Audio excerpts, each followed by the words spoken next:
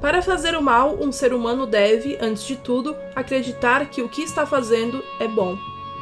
Olá, beldades! Hoje eu estou aqui para conversar com vocês um pouquinho sobre o incrível, trágico, cruel, desesperador, porém esperançoso, em pequenas doses, A Viagem de Silka. Esse foi um livro que eu terminei de ler há algumas semanas e só agora eu consegui trazer aqui pro canal por motivos de energia que esse livro me trouxe, porque olha, foi difícil. E eu sei que eu fiquei 2 semaninhas sumida, mas quem me acompanha nas minhas outras redes sociais sabe o motivo, sabe que foram bem conturbadas, principalmente quem tá me acompanhando na rede social roxinha, que eu não posso falar o nome, e que o meu editor vai colocar aqui em cima. E quem me acompanha lá nas lives sabe tudo o que aconteceu. E eu espero que vocês também se interessem pra acompanhar. E só o último aviso, que não é nenhum aviso, é só um pedido. Não se esquece do joinha, porque ele ajuda esse vídeo a chegar mais nas pessoas. Eu não sei se ele vai ser monetizado, já que eu estou falando do Holocausto, eu vou falar dos gulags, então não sei, né? O YouTube tem esse certo problema aí quando a gente vai falar um pouco mais a fundo da história da humanidade. E eu quero fazer logo 2 avisos no início do vídeo. O primeiro é que eu não falo nem polonês, nem tcheco e nem alemão fluentemente. E eu estou fazendo esse vídeo no português, né, brasileirão aqui, nesse idioma. Então eu não necessariamente falarei as pronúncias na maneira que elas são faladas no lugar de origem, né? E nem nome próprio, nem nome de cidade, nem nada disso. Eu vou falar de forma que vocês entendam o que eu estou falando e não que um alemão ou um polonês entenda, né? Porque qual a lógica? O segundo aviso é que eu consegui um cupom de desconto pra você. Se você quiser adquirir com 20% de desconto esse livro, o cupom vai estar aqui aparecendo na tela e também vai estar aqui embaixo na descrição com todas as informações que vocês precisam. Por favor, comprem com o meu link e eu já recomendo que vocês comprem esse livro desde agora. Mas vamos para a minha opinião e, na verdade, vamos para uma história. A gente vai saber agora, né? Vocês vão saber agora quem foi Cecilia Klein ou a Silka Klein. Então, bora!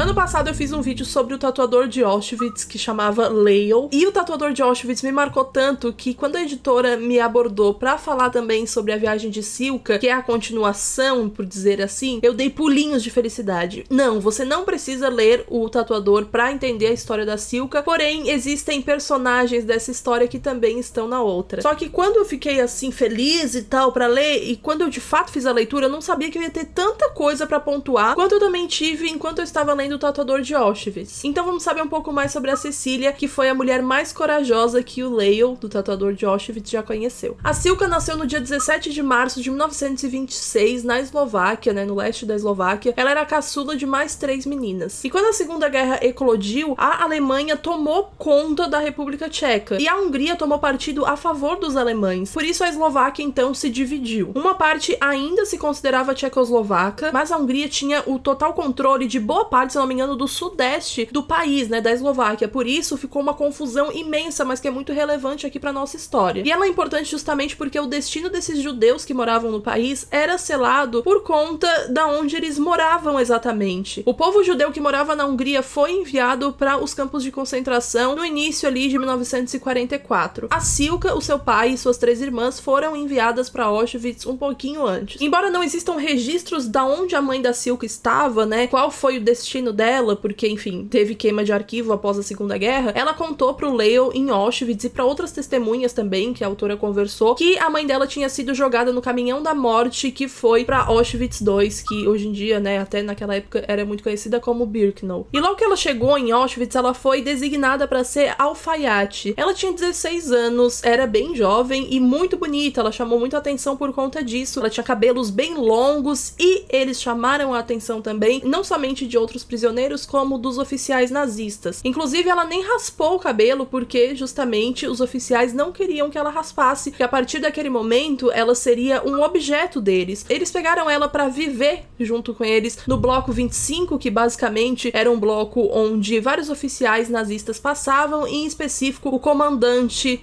do campo que ficava por lá e usou a Silka basicamente como escrava sexual, de acordo com a denominação da autora. Ela não teve tempo de entender de fato o que estava acontecendo ao seu redor, só que ela teve o discernimento de que, sofrendo as violências sexuais que ela sofria todos os dias, ela ganharia um pouco mais de comida, né, dos outros, que no caso era a ração que os nazistas davam para os prisioneiros, um pouco mais de pão, um pouco mais de água, e isso era o que faria ela sobreviver. Isso foi o que manteve ela lúcida no no meio de todo aquele horror, porque ela sabia que fazendo aquilo e aceitando tudo aquilo que estava acontecendo, sem buscar complicações pro lado dela, sem lutar contra aquilo, ela sabia que poderia sobreviver e então viver novamente com a família dela ou com quem sobrevivesse dos campos de concentração da família dela. Ela foi submetida a essas violências sexuais para não ser jogada na câmara de gás, no fuzilamento ou em outros métodos infinitos de tortura que custariam a sua vida. Ser abusada constantemente deixou a Silka humilhada, se sentindo culpada e totalmente sem vitalidade, mas o foco dela sempre foi conseguir sobreviver a tudo aquilo. Esse livro, ele é uma ficção histórica, uma narrativa que é baseada em eventos reais, mas deixa claro que certos contextos são inventados pra gente entender melhor o que tá acontecendo. E eu, sinceramente, não vejo nenhum problema, até porque, enfim, a autora pontua isso no livro, e também porque isso acontece em O Tatuador de Auschwitz, então eu já estava um pouco acostumada com a forma que a narrativa é conduzida pela Heather Morris. E eu acho muito interessante que ela consegue criar contextos que façam a gente entender e compreender, principalmente, sentimentos daquele momento que a Silka estava vivendo, como a esperança, a resiliência e a força. Tipo, a força dessa mulher. Silka sobreviveu a Auschwitz sendo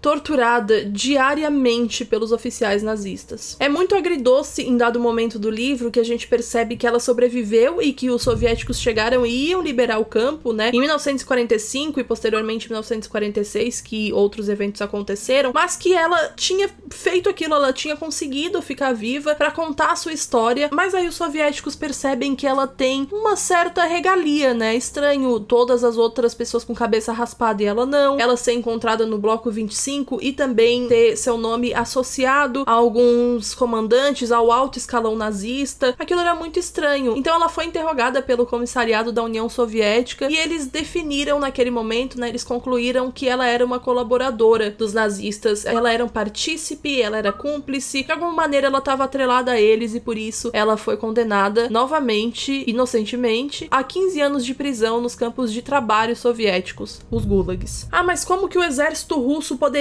saber que ela não estava linkada? Como que eles poderiam acreditar nela? Ela tinha um número tatuado, isso acontecia com os prisioneiros, e de qualquer forma, naquele momento, a sensação de punir, né, a vingança era muito maior do que de fato fazer algum tipo de justiça. O senso de justiça naquele momento, de libertação de um campo de concentração, era prender outras pessoas, mesmo não sabendo se essas pessoas eram de fato culpadas, ou nazistas, ou, enfim, do alto escalão nazista. Então, depois de 3 anos em Auschwitz, a Silka é levada para a prisão soviética de Vorkuta, basicamente no Ártico, na Sibéria, lá longe onde fazia muito, muito, muito frio. E mais uma vez ela foi privada da sua liberdade, mesmo sendo inocente. Embora fosse um campo de prisão e diferente do intuito de Auschwitz, era um campo onde as condições de trabalho eram deploráveis e sim, também era um lugar onde morria muita gente e ninguém dava a mínima. As condições dos prisioneiros dos gulags eram péssimas. E aí pensa, a maioria dos prisioneiros de lá realmente eram nazistas, né, ou pessoas que estavam envolvidas na Segunda Guerra, pessoas que contribuíram para que aquilo tivesse acontecido, e a Silka precisou ficar presa junto dessas pessoas que queriam a morte dela, né, que queriam que ela não estivesse ali, que tivesse sido exterminada junto com várias e várias pessoas que ela conhecia. O Gulag de Vortek, né, onde ela estava em específico, tinha bastante trabalho para construir edificações gigantes, como hospitais, por exemplo, hospitais infantis. Ela ajudou a construir um dos hospitais infantis que tinha lá. É lógico que todos esses hospitais eram construídos por prisioneiros em condições péssimas de trabalho. O que acontece é que ela conheceu outras mulheres igualmente incríveis que ajudaram muito nesse momento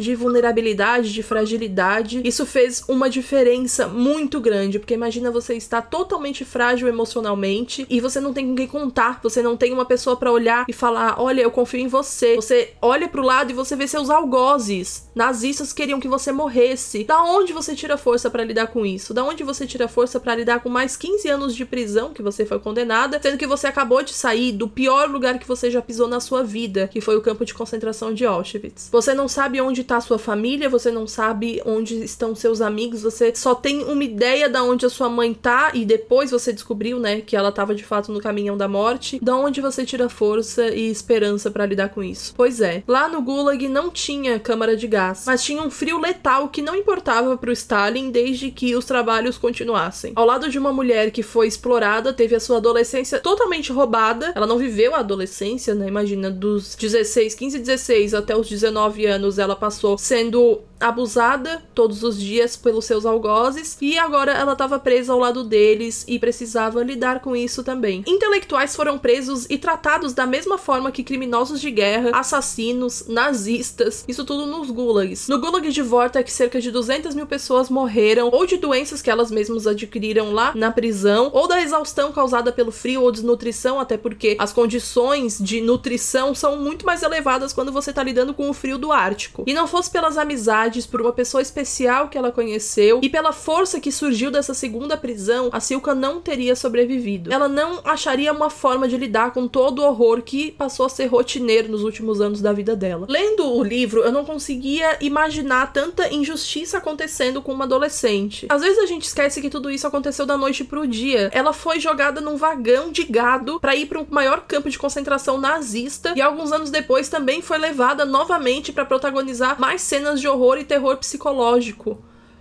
Cara, eu não consigo conceber isso, sabe? É muito difícil até hoje, e não faz muito tempo que aconteceu. A Heather Morris é uma excelente escritora, eu já sabia disso quando eu li O Tratador de Auschwitz, que foi um livro que eu amei, foi dos meus favoritos do ano em que eu li, mas agora eu a considero, assim, fenomenal. Uma contadora de histórias nata que coloca o carinho e o profissionalismo e também o respeito acima de qualquer coisa. Esses sentimentos prevalecem em cada linha desses livros dela, e pra mim isso é muito importante, você ter respeito com a história que você tá lidando. Eu recomendo demais A Viagem de Silka, eu dei 5 estrelas, se eu pudesse eu teria dado 10, embora eu ainda ache que ela poderia fantasiar alguns acontecimentos um pouco menos, sabe, não são tão necessários de serem fantasiados naquele momento, porém eu entendo por que ela dá essa pitada, porque ela quer falar também sobre esperança, que obviamente a Silka também tinha. Mas de qualquer forma, o leitor, ele não precisa que os textos sejam amenizados, ele não precisa de um texto amaciado pra dizer que os nazistas eram assassinos e pra dizer que o Stalin era um ditador. É sempre bom da gente lembrar disso. Mas felizmente a Silka sobreviveu a esse período inexplicavelmente cruel da vida dela, e em 1959 ela voltou pra Eslováquia e viveu lá com o seu então namorado, que depois passou a ser marido, aquela pessoa especial que ela conheceu no Gulag. Ela viveu com ele até 2004, mais precisamente até o dia 24 de julho de 2004, que foi quando a Silka faleceu. É muito difícil pontuar tudo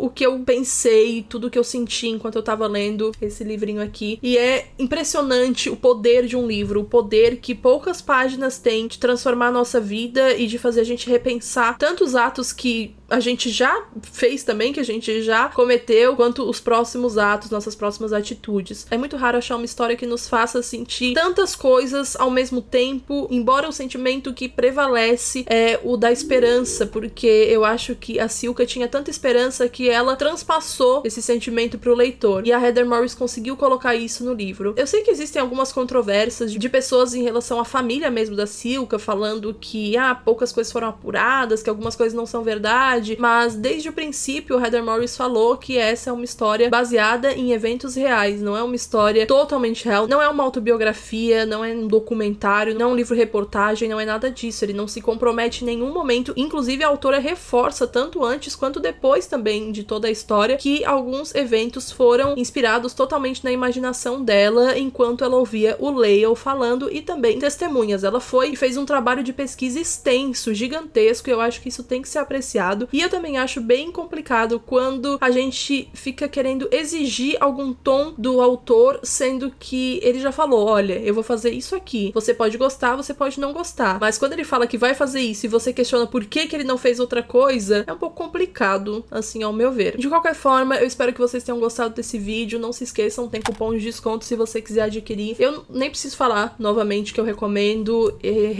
fortemente essa história, porque por mais que a gente sempre, né, eu pelo menos sempre leia sobre holocaustos, sobre períodos extremamente conturbados da história da humanidade, eu nunca tô preparada pra eles. Essa é real, eu nunca tô preparada pra lidar com mais uma memória de uma sobrevivente, mais uma vida, porque são tantas histórias de sobreviventes. Eu sei que eu vou passar a minha vida inteira lendo, e tudo bem, porque eu quero sempre falar sobre esse assunto aqui no meu canal e em todas as minhas redes, pra que ele nunca seja esquecido e pra que negacionistas passem muito longe daqui. Por favor, não me acompanhem.